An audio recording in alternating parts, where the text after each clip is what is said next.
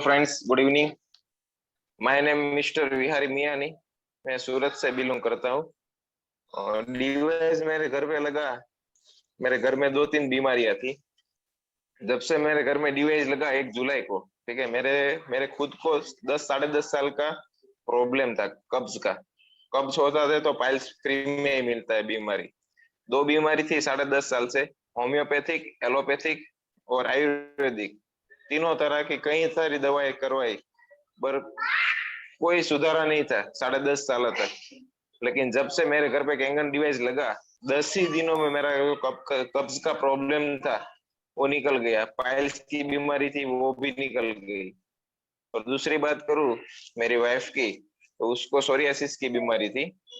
तो 5.5 सालों से वो ठंडी में जो हमको पैर में जो पड़ता है चीरा, वही तरह का चीरा उसको हाथ में पड़ता था, हथेली में, और ब्लड भी निकलता था। खाना भी नहीं पका सकती थी। बाहर से होटल चलाते थे तो भी खाना खाते थे। ऐसी बीमारी थी। और सूरत के जाने माने कई डॉक्टरों को बताया, दवाई ली, होम्योपैथिक, एलोपैथिक, आयुर्वेदिक, कितनी सारी दवा ले ली 5.5 सालों में, फिर भी कोई रिजल्ट नहीं आया था।